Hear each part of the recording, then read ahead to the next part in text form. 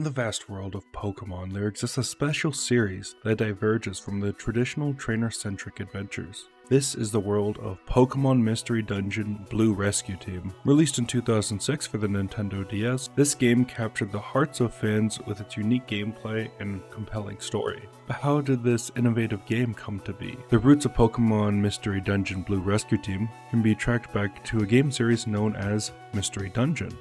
Developed by Chunsoft, the Mystery Dungeon game was released in 1993 for the Super Famicom. It featured this character from Dragon Quest and introduced the concept of procedurally generated dungeons and turn-based exploration. Chunsoft's Mystery Dungeon games quickly gained popularity due to their challenging gameplay and endless replayability. Over the years, the series expanded to include other popular franchises. The unique blend of roguelike elements with familiar characters and settings laid the groundwork for future collaborations.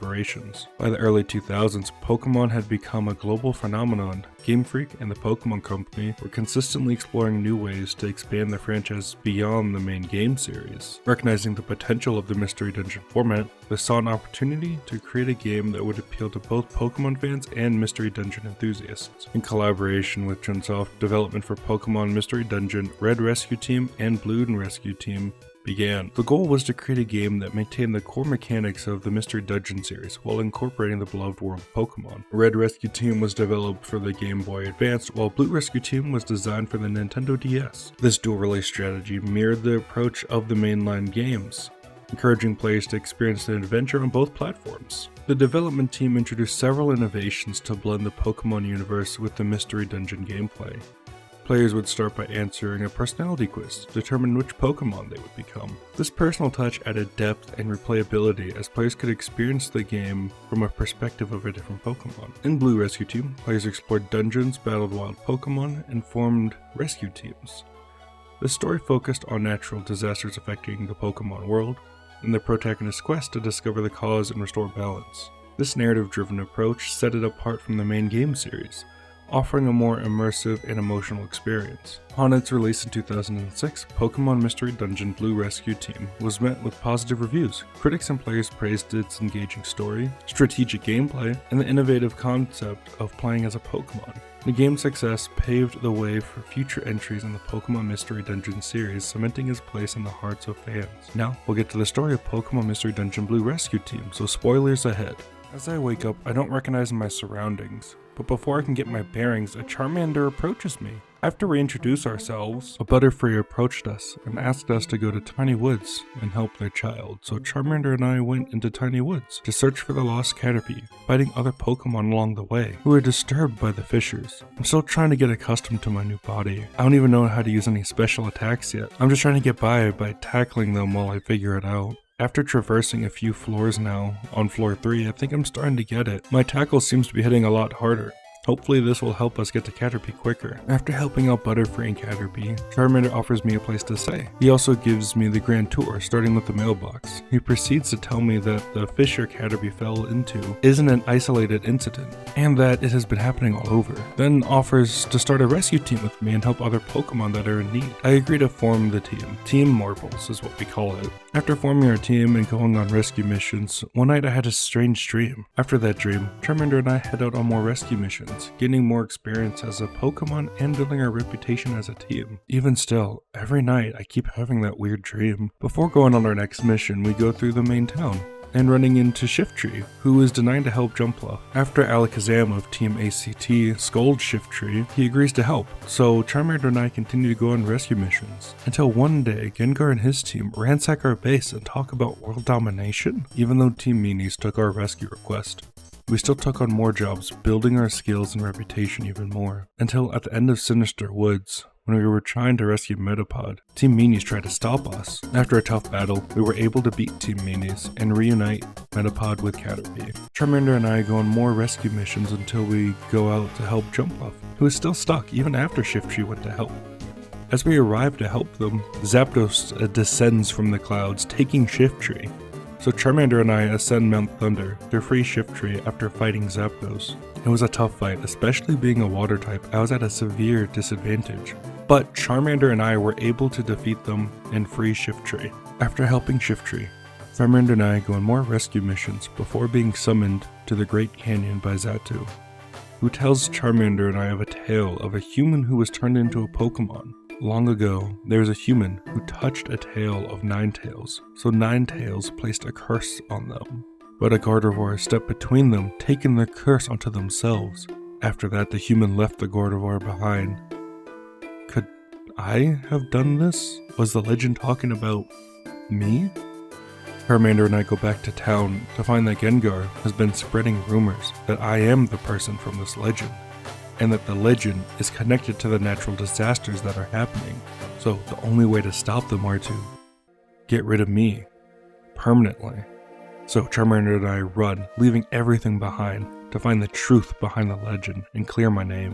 While on the run, Charmander and I try to lose the other rescue teams through Lapis Cave, but they are still hot on our tail, so we head to Mount Ember to hopefully lose them. But as we ascend the mountain, we get stopped by Moltres, who is angered by us being there, believing we are the cause of these natural disasters. After fighting Moltres, they calm down and realize we are not the cause and that we are trying to solve these disasters. Charmander and I continue onwards to the Frosty Grotto. Most of the teams chasing us have turned back by now. When we reach the top, we run into Articuno, who is angered by our presence and fights to defend their turf. After beating them, they allow us to continue on, and Absol appears, who offers to lead us to Ninetales. After days of traveling, Charmander, Absol, and I finally reach Mount Freeze Peak, only for Team ACT to be waiting for us, battling us to try to stop the disasters from happening. Before we could do much damage to each other, Ninetales appears and stops the fighting, telling all of us that I am not the human from the story. We all return to town to confront Gengar about the rumors, and they run away now knowing that they have been outed. Charmander, Absol, and I continue our rescue team and help Pokemon in need, getting right back to it, until I had a dream again. After waking up, Charmander, Absol, and I get back to going on rescue missions, and even building our base. For some reason it looks like my face, but that's okay. Until there's a commotion in the town square. Team ACT has not been seen since they went underground to find the source of the quakes. The town was in a panic. What are we going to do? Should Charmander and I volunteer to go underground? But just as I was about to speak up, Blastoise, Octillery, and Golem volunteered to go and find them. The next day they returned defeated, so Charmander and I volunteered to go and help Alakazam and his team.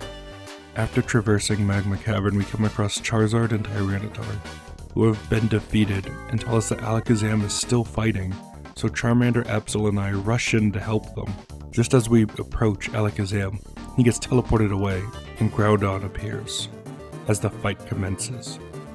Unfortunately, I, as a Mudkip, won't be much help. Normally, as a Water type, I have an advantage, but with Groudon's Drought ability, Water type moves aren't as effective. So I go on the support role and buff up Charmander, which ends up working out for us, as we defeat Groudon and escort Team ACT back home. But as we arrive back home, there's not much time for celebration, as Etu warns us of a meteor that is about to crash into us. So Charmander, Absol, and I must ascend Sky Tower and approach Rayquaza and ask for their help. But instead of helping us, they fight us in anger. Luckily, I recently learned Ice Beam, so we were able to beat them. As Rayquaza looks up, they see a meteor hurtling towards Earth and destroy it with a Hyper Beam.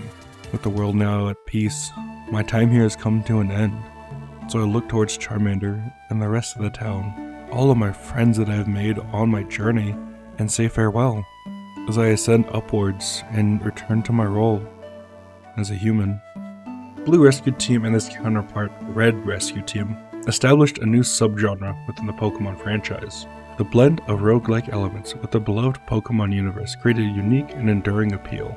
Subsequent titles in this series built upon this foundation, continuing to explore the emotional and adventurous aspects of the Pokemon world. Pokémon Mystery Dungeon Blue Rescue Team remains one of my favorite games in the Pokemon franchise. It has such unique gameplay, emotional story, and bonds before me and the other Pokemon like Charmander and Absol. It's one of those games that I played once when I was a kid, and I finally played it again as an adult, and I do recommend it to anyone who hasn't played any of the rescue teams before.